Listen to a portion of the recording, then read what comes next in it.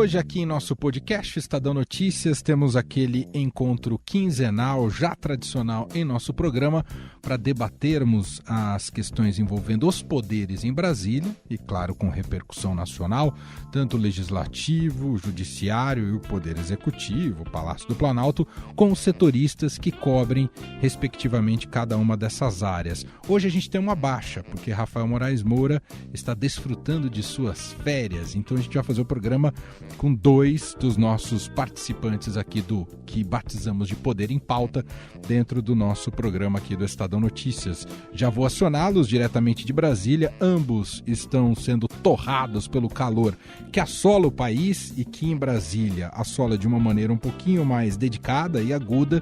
Então já vou cumprimentar aqui o Frazão, que está tentando buscar maneiras de fugir desse calor. Felipe Frazão, que está aqui com a gente. Tudo bem, Frazão? Como vai? Tudo bem, Emanuel. Aqui realmente está complicado de trabalhar nos últimos dias, viu? Mas já soubemos da previsão meteorológica que é de uma chuva possível no sábado, ou talvez no domingo, ou talvez na segunda-feira. E junto com a gente também já está Jussara Soares. Jussara, você quer contar pra gente, primeiro, tudo bem com você? Seja muito bem-vinda mais uma vez. Você quer contar pra gente, pros nossos ouvintes, de onde você está gravando o programa de hoje? Você pode dizer? Posso contar. Oi, Emanuel. Oi, Frazão. Oi, ouvintes. Pois é, hoje eu estou gravando diretamente de uma cabine aqui do Palácio do Planalto. Eu vim para cá porque hoje teve reunião ministerial pela manhã, né? Hoje, quinta-feira, que a gente está gravando. E é sempre oportunidade aqui de encontrar umas fontes, tentar falar com as pessoas ali que estão sempre passando pelos corredores. Então tem que marcar presença para estar perto da informação, né? Vamos discutir, entre outros assuntos neste programa, renda cidadã, que ficou para depois das eleições, o porquê disso. Vamos falar um pouquinho também rapidamente sobre eleições municipais, afinal, falta um pouquinho mais de um mês, né, para o primeiro turno das eleições. Está também entre os nossos assuntos a questão envolvendo Cássio Marques, né, o indicado por Bolsonaro para assumir a vaga de Celso de Mello no Supremo Tribunal Federal e toda a repercussão em torno das inconsistências em seu currículo. E vamos abrir aqui no primeiro bloco do programa de hoje falando sobre Lava Jato e as declarações recentes do presidente Jair Bolsonaro, as reações e o que podemos esperar daqui para frente. Bolsonaro disse que acabou com a Lava Jato porque não há mais corrupção no governo. Eu fiquei pensando, Jussara Soares, se ele de fato exerceu uma espécie de poder do tal Messias que ele tem em seu nome. Foi isso que ele conseguiu? Acabou a corrupção, Jussara? Bem, é o que ele diz, né? E é importante dizer que essa declaração do presidente sobre ele ter acabado com a Lava Jato surgiu assim no meio de um evento que era de um programa chamado Voo Simples, envolvendo as regras ali para aviação, regras mais simples para aviação.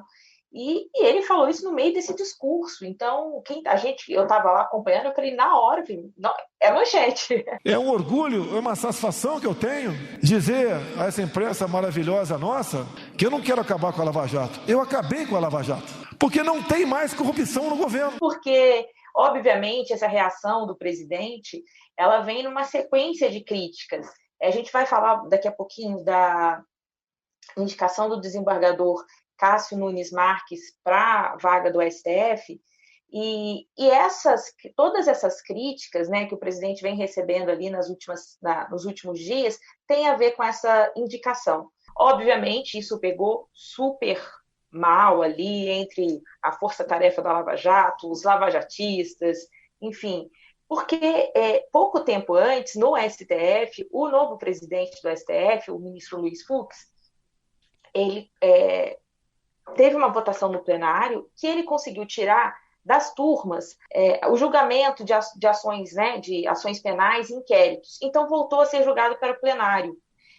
Essa manobra, né, essa operação do ministro Luiz Fux, né, o presidente do STF, foi vista como uma blindagem à Operação Lava Jato. Na segunda turma, tem o ministro Gilmar Mendes e o ministro Lewandowski também, que também tem esse posicionamento contrário ali à Lava Jato. Então, que a gente observou ali nos bastidores? A preocupação era que a entrada do Cássio Marques na segunda turma, na vaga do ministro Celso de Mello, reforçaria esse grupo contrário à operação. Então, a fala do presidente surgiu depois de tudo isso que aconteceu na corte. Hoje em dia, como pegou muito mal a repercussão, conversando hoje já pela manhã com diversos ministros, integrantes do governo, entra a turma de falar, mas não foi bem isso que ele quis dizer. Um ministro me disse assim, não, Jussara, o que o presidente quis dizer é que a Operação Lava Jato não é mais necessária neste governo porque não há corrupção, mas não que ele queira acabar com a Lava Jato, a operação que existiu até aqui. Então, obviamente, tem esse pano de fundo, porque as pessoas reconhecem que a frase não pegou bem, o momento não era adequado, até porque o presidente vinha sendo criticado justamente por se aproximar desses ministros do STF, que tem essa posição contrária à Lava Jato, não gostaram da indicação do desembargador Cássio Marques, e a frase não pegou muito bem. Mas eu acho que o nosso colega Frazão tem bastidor para contar sobre isso aí também lá no Congresso, né, Frazão? Sem dúvida. E aproveito para o Frazão também falar um pouco sobre a reação do ex-ministro Sérgio Moro, que já trouxe aí um termo novo para o Bolsonaro, a criatura do pântano, o Frazão. Criatura do pântano, né? Parece uma coisa de filme, assim, o Moro deve estar aí, depois que saiu do ministério, certamente está com mais tempo, né? Mais tempo livre, até porque só abriu o seu escritório de advocacia recentemente. Talvez ele esteja se inspirando aí na literatura, né? Ou no cinema, propriamente dito. Assim, interessante notar, né, Manuel, como é um pouco errática a postura dele, né? Ele, essa semana, tinha feito uma crítica à indicação do Cássio Marques, né, que é pauta nossa também desse encontro, dessa nossa conversa, e depois acabou apagando, recuou um pouco ali, né, deu um passo para trás, até porque essa crítica dele fazia assim, um juízo de valor sobre a natureza do presidente contra o combate à corrupção e tudo mais, né?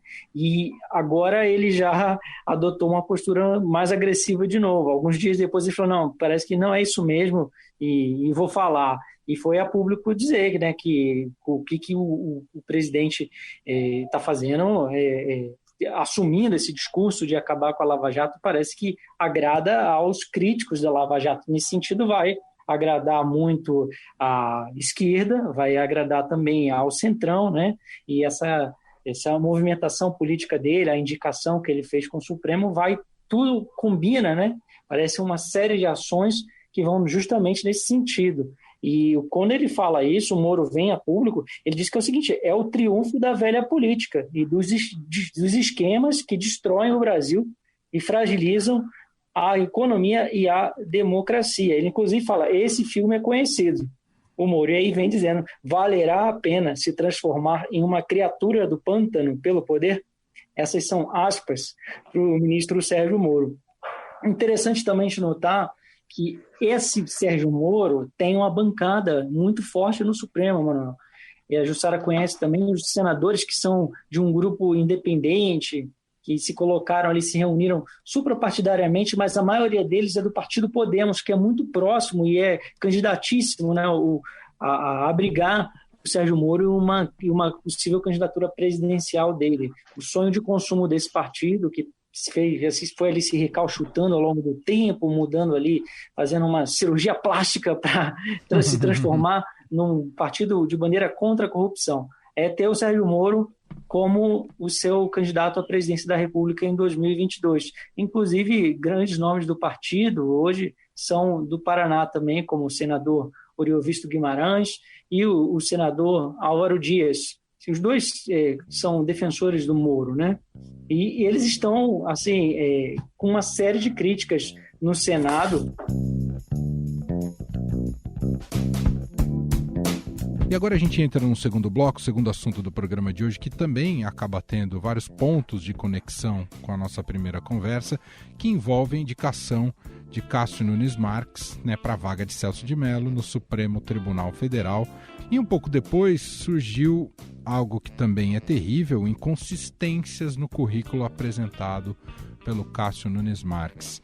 Está virando uma espécie de epidemia esse problema aí nos mais altos degraus do poder, não ter o currículo totalmente verídico. Jussara Soares, nós jornalistas cumprimos muito essa função de checar informações. Será que o governo não tem condições, antes de indicar um ministro para o Supremo Tribunal Federal, o Bolsonaro não tem ninguém que possa fazer esse tipo de checagem, ou isso não conta muito no caso do Cássio Marques, hein, Jussara?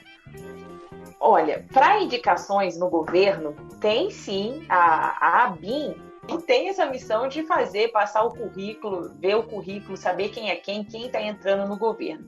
No caso de uma indicação do Supremo, é diferente. Mas acho que o próprio presidente, que já disse que tem um sistema particular de informações, poderia ter ajudado a checar ali, pelo menos, a formação dele. E, novamente, a gente vê, por essa falta de checagem, de dados da formação, novamente, o governo Bolsonaro envolvido numa questão ali de dados colocados no currículo que não correspondem ali à realidade. O desembargador Cássio Marques disse que não era bem assim, culpou a tradução pelo erro, mas foram aparecendo uma série de falhas ali que não puderam ser verificadas, né? Acho que é importante dizer que, por enquanto, assim, teve muita repercussão, não pega bem, mas no Planalto está todo mundo muito tranquilo. Diz que não há, conversando aqui com ministros, com auxiliares, o presidente já se expôs muito, né? Ele foi muito criticado pela base para defender a indicação do Cássio Marques. Ou vocês confiam em mim, eu não confio. Confiamos. Certo? Com todo respeito, o presidente sou eu. Eu não tenho cabeça dura, não. Eu volto atrás em decisões minhas. Mas essa decisão é crucial para mim. Então, eles veem que, apesar de todas essas falhas, esses dados inconsistentes, essas informações do currículo dele, apesar disso, acham que não, né, o governo acha que isso não vai impactar em nada a aprovação dele, do nome dele no Senado. A sabatina do desembargador Cássio Marques, né, para substituir o ministro Celso de Mello, está marcada para o dia 21, pela manhã. Então, e em seguida, a votação vai para o plenário. Então, primeiro a sabatina na Comissão de Constituição e Justiça e depois a votação no plenário. O governo está muito confiante, acha que isso nada vai impactar.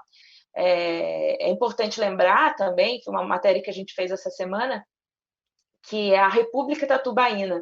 O Cássio Marques, ele evidenciou isso. O presidente, quando indicou, né, na live, ele justificou porque tinha indicado o desembargador.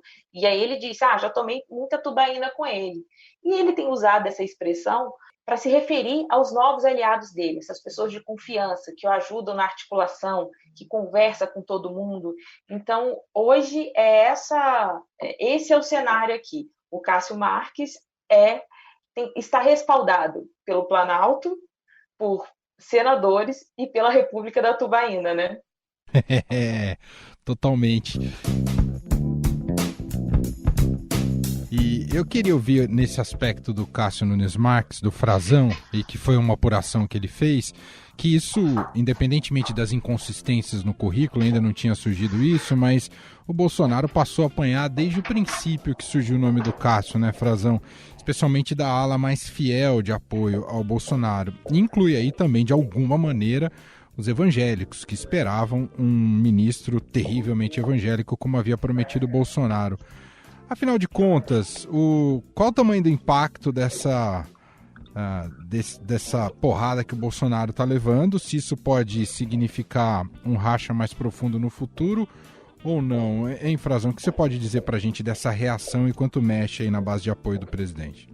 E eu acho, Manuel, que a gente pode olhar em perspectiva as atitudes desses grupos, né?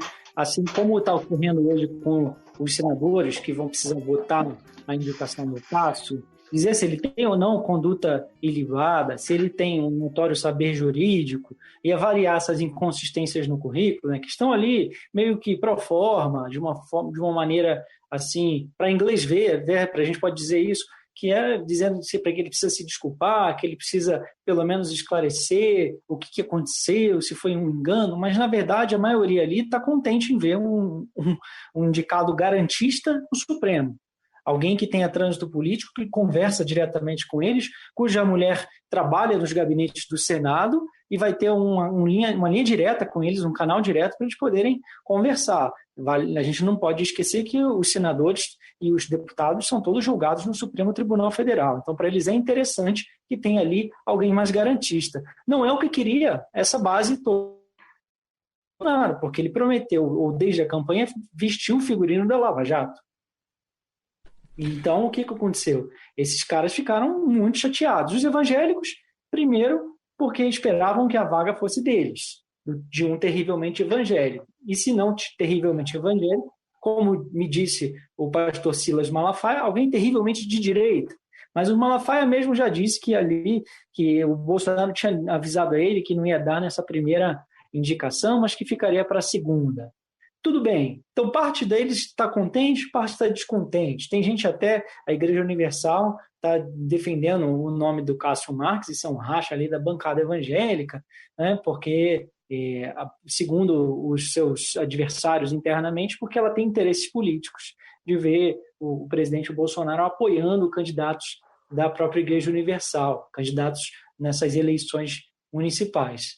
E há também outros grupos, como os conservadores, que estão bastante insatisfeitos por causa das ligações do Cássio políticas e também com partidos de esquerda, e os próprios empresários e militares, que tinham outros candidatos. Para essa turma mais conservadora, que inclui alguns empresários liberais, que estão vendo ali algum risco até de insegurança jurídica, eles acham que o nome mais indicado era o do Ives Gandra Martins Filho, que é do Tribunal Superior do Trabalho, é um católico muito conservador, historicamente. E os militares queriam um lavajatista. A ala militar queria o desembargador Thompson Flores, que lá do Tribunal Regional Federal da 4ª Região, no Rio Grande do Sul, que julga os processos da Lava Jato quando chegam à segunda instância. Então, assim, tem insatisfação para todos os lados, mas o que a gente precisa entender é que eles reagem de uma maneira, depois acabam contemporizando, dizendo que continuam, de certa forma, apoiando o Bolsonaro, porque é o que a gente tem para agora, né? É o governo e não vamos trabalhar contra o governo. É mais ou menos esse o discurso. Então, é preciso entender que isso pode, sim, de uma certa forma, prejudicar o presidente. E a preocupação dele é grande, tanto é que ele está indo responder a essas pessoas, se justificar, dizendo que isso tudo ocorre em nome da governabilidade.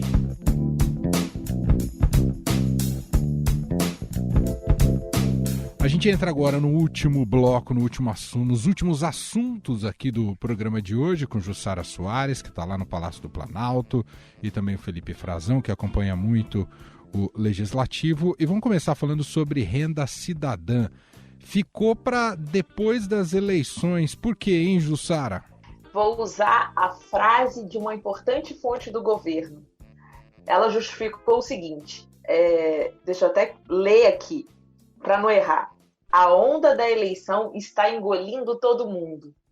E essa pessoa, disse isso para justificar por que o Renda Cidadã, que ainda pode voltar a ser Renda Brasil, até isso ainda não está definido, explicou que tudo vai ficar para depois das eleições, talvez ali na primeira semana após as eleições municipais, e aí começa a ter uma definição. Atender aqueles conhecidos agora como invisíveis, porque o Brasil, segundo a doutrina, né, orientação do Paulo Guedes, tem que voltar à normalidade. Por que isso? Porque as medidas para apontar essa fonte de financiamento, de onde vai tirar esse dinheiro para bancar esse programa social, pode ter medidas muito, muito duras e não é o momento. O presidente tem novos aliados, agora ele tem uma base, né? Ele tem uma base no Congresso que está todo mundo ali nos seus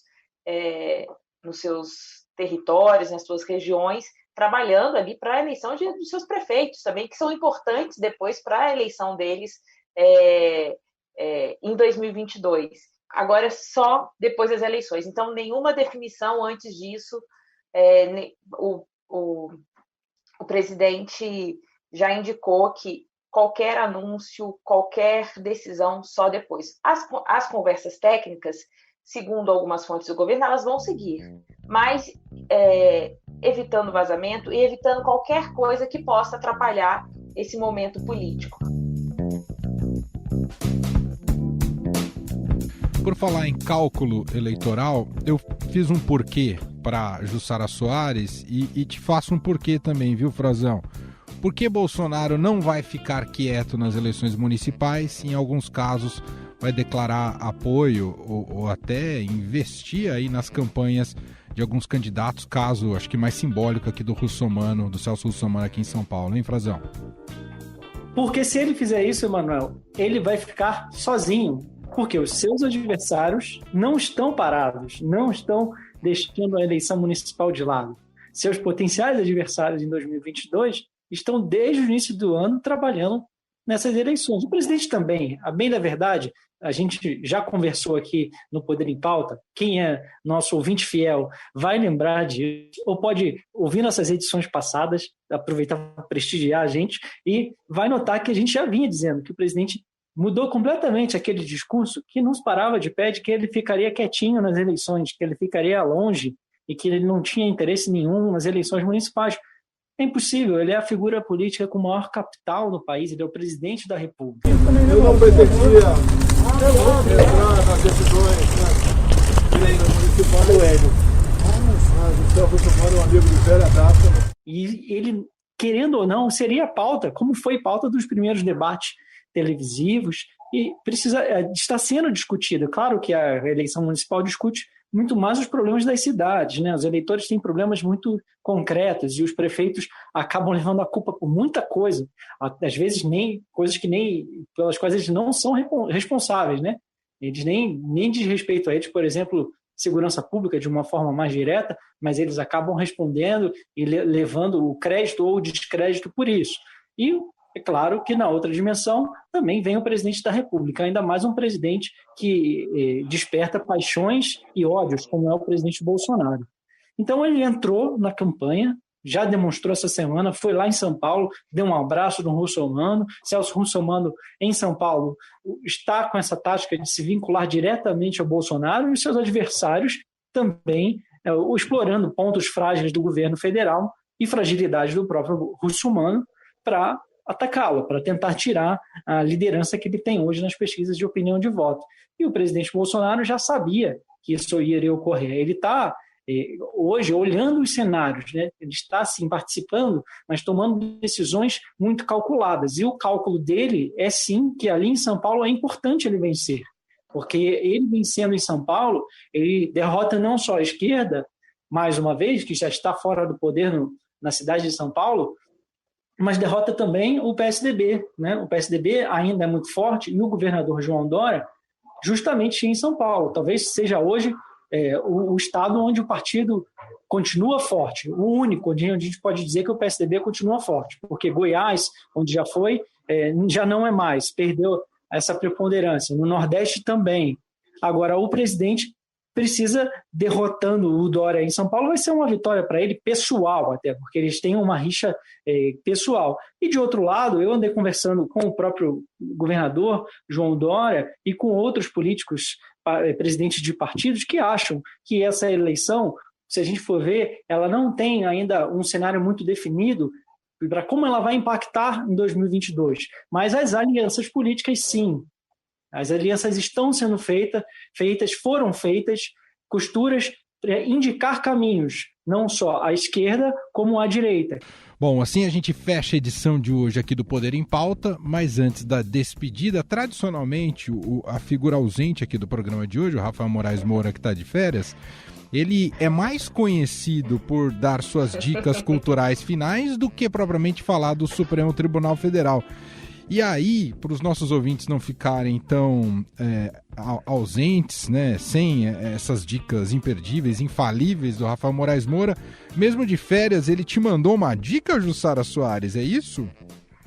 Na verdade, eu fui pedir a dica. Eu falei assim, a gente não pode perder essa audiência qualificada que vem justamente pelas indicações do Rafael. Eu falei, Rafael, manda a sua dica da semana, porque as pessoas não conseguem mais ficar sem. E ele mandou.